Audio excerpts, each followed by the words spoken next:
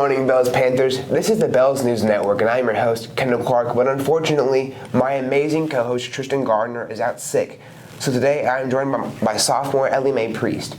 We want to start off by saying we hope everyone has enjoyed the Thanksgiving break. And here at BNN, we like to keep you guys up to date with everything going on with the Panthers. And as always, we're starting our episode off with the school motto: learn, work, serve, respect every day. That's the Panther way. This week's Panther Spotlight is Coach West, and the part of our motto that we are focusing on is serve. First off, I'd like to congratulate Coach West and the Panthers on such a great football season.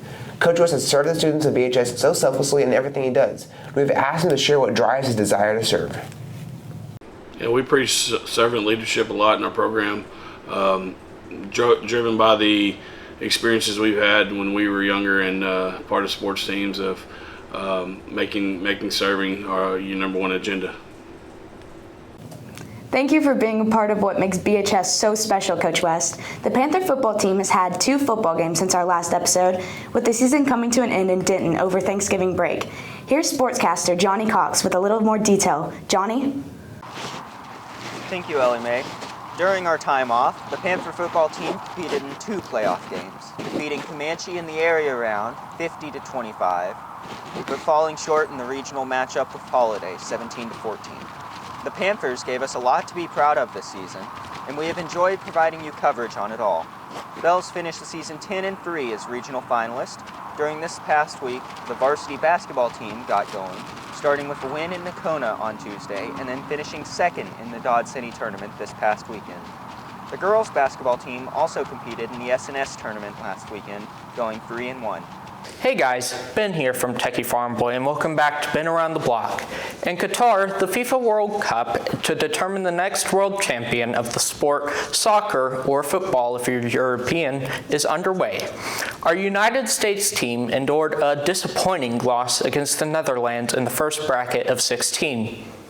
The country with the highest chance of winning the World Cup as of recording is Brazil, who last won the World Cup in 2014 when they held the competition in their home country. In more serious news, Hawaii has suffered 2 volcanic eruptions simultaneously. The world's largest active volcano located on, please forgive me if I mispronounce this, Hawaii's largest island known as Mauna Loa, and the nearby volcano of Kilauea also erupted. This is the first time a dual eruption has occurred since 1984. Both volcanoes combined have destroyed hundreds of homes and thousands of acres of land throughout the island. Thank you for watching. I'm Ben, and you've been around the block. And now it's to Ellie Mae with the weekly update in Bells. Thanks, Ben. This week is going to be fairly busy. Today, the Band and Color Guards Christmas concert will begin at 6:30 p.m. The boys' basketball will travel to Honey Grove, and the girls' basketball will travel to North Lamar, both starting at 5 p.m. On Thursday, there will be an English 2 EOC retesting. The boys' basketball will have a tournament here in Bells, and the girls' basketball will have a tournament in Nocona. On Friday, the Christmas Money Drive ends, so make sure to get your donations in before then. It goes to local families in need, and during the Christmas season, giving assistance to these families is very important.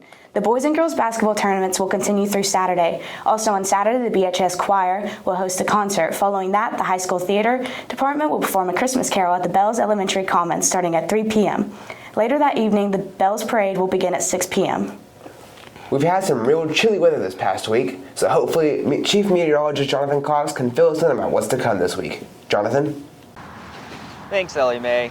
After a relatively cold week last week, highs will warm up significantly into the 70s. But you might want to keep an umbrella nearby. Rain will be possible every day this week, but Wednesday and Thursday look to be the worst. Friday will be much cooler, but rain will continue late in the evening and into the weekend. Now back to Kendall. Thank you, Jonathan. And that's all for the Panthers this week. This episode of the Bells News Network is brought to you by 207 Productions, the Bells ISD Film Club, the Cool Breeze Snowball Shack, and viewers like you. Thank you.